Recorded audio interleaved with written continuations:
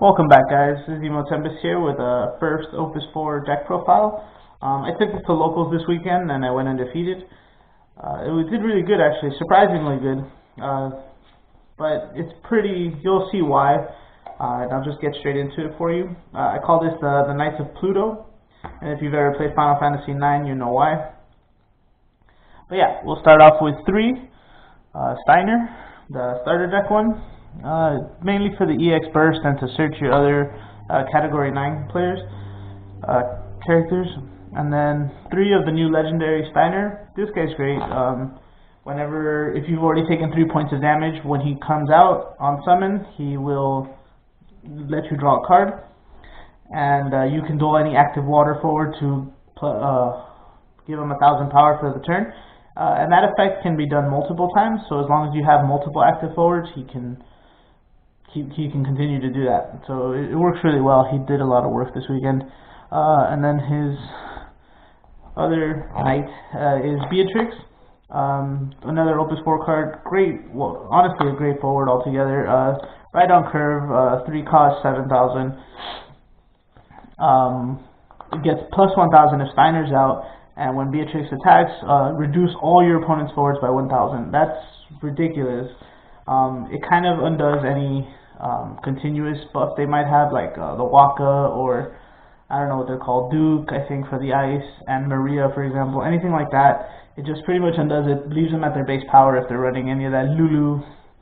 And you can't have the knights if they're not protecting their queen, the princess. But yeah, triple garnet. This card is also ridiculous. 3 effects, cannot be chosen by opponent summons. Every time you cast a summon, plus 1,000 to all your forwards.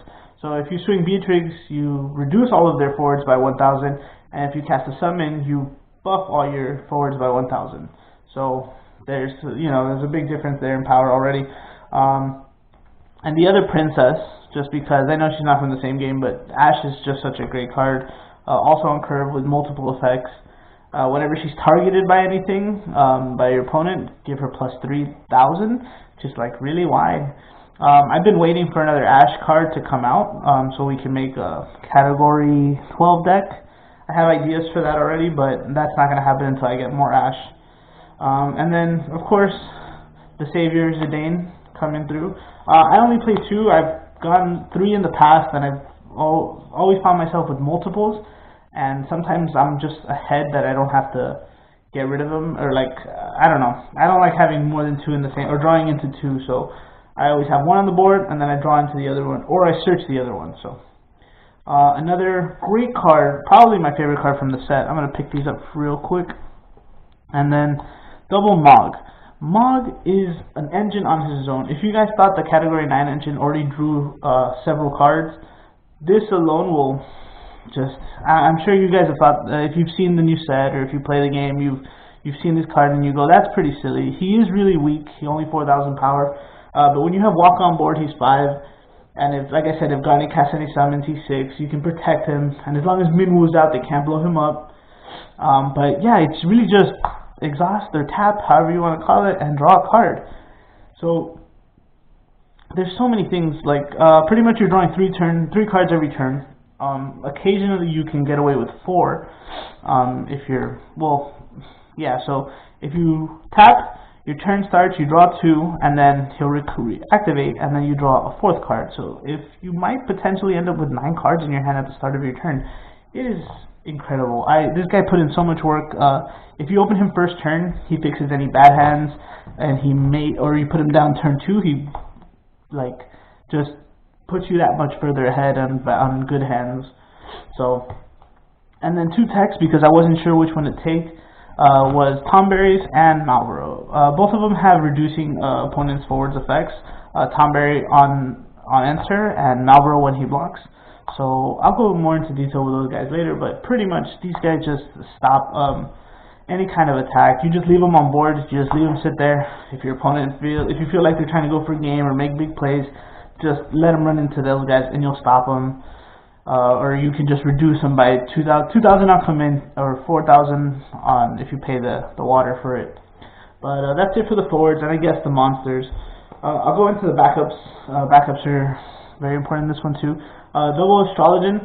I love this card because there's a lot of ice semi-locals, and I play against a lot of ice normally, and every time they dull or freeze you, it doesn't matter. Once they attack, you can just activate any forward, and they'll run into it anyway. So this kind of deals with all that stuff, deals with getting dulled and frozen and all that silliness. It also lets you be not necessarily vulnerable to attacks on your next turn while everyone's dull. So just keep that in mind. Also, well, I'll show you another play later with that, but yeah. Triple Minu, deal with lightning, fire, and wind, I think. Yeah, wind stuff. You know, those little, they shoot you for 2,000 and stuff. You don't have to worry about that. And also you win trades and you don't have to worry about extra damage trying to destroy your forwards. Waka, just plus 1,000 to all my water forwards. Pretty simple. The two one-ofs in the backups is one Artemisian and one Echo. Like I told you, sometimes you're drawing a lot of cards, but there are a lot of repeats, of course, so there is the chance you'll have 8 or 7 cards that you don't necessarily need. If you put Artemisian down, Artemisian will, put those back in your deck, and you can draw into the stuff you're looking for. I only need one. It does help when he comes out. It's not a bad card. I wouldn't run more than 2. And Echo, obviously, just another search just to keep the plays going and stuff. And then Yuna, because this is a water mono deck, you reduce all your water summons by 1. And then also probably my new favorite card. One of my new favorite cards from Opus 2 for water anyway is the Summoner. 2-cost Summoner. I've been waiting for water to have something like this to deal with summons besides Garnet, because Garnet can't be targeted, but there are other stuff. So yeah, this card is just great. It did stop a lot of stuff this weekend, so it works out. And then last but not least is a Triple Summoner. I'm going to get into this a little bit more, but it's a great card. You'll see why. I'll explain to you in a sec when I show you the summons. So just so we can go into it, actually. I'll leave these out. I'll leave one out so you guys can see. We play a Triple Belias, and you're probably wondering why are you playing triple fire summons in a water deck. But if you know pretty much how Garnet works, Garnet says you can cast any 2 cost 3 or less summon from your hand without paying cost for 2 water crystal points. So you can cast Belias on her or on anybody, and then this gives not only plus 1,000 for Belias, but plus 1,000 to it for Garnet's effect. So it's plus 2,000 haste and first strike, and that's just and draw a card. EX Burst. I love this card. It's one of my favorite summons in the game. It's just so much value in it. But if they keep getting rid of your Garnet and they see that, you always have Summoner for backup, because you're not gonna have, sometimes let's say you have 2 Belias in hand, but you don't want to pay 1 Belias to, cast the other one. So what you can do is you can always just tap and then play it on your own, and then next turn you can do the same thing. It's another answer. The next summon will explain why I run 2 of it just in case. Hecatonk, same thing. Garnet will cast this, and what's really cool about this card is as long as you have Minwu on the board, it won't deal your forwards the damage that you're shooting for. Ideally, you only want to use this if you're going to break their forward for sure.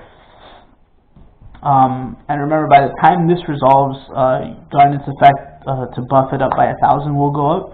So let's say Garnet's shooting for 7 to a target of 7 or 8. When it resolves, it will be at 8,000. So yeah, it's a pretty good card. I was really happy to see that there was another good summon for me to put in this deck. And again, you don't need Garnet on board. You just have Summoner. Summoner will help you cast all these summons that you're looking for. And then the water summons, just because you need other answers other than overpowering stuff, and just Leviathan helps you get rid of big threats. I don't like Emperor's Hand on the board, so I had to use that this weekend. I don't like Cloud, and sometimes this is just push for game 2, like get it out of the way just so I can swing with my 2 forwards or 3 forwards or whatever. EX Burst, Leviathan, you know how it is.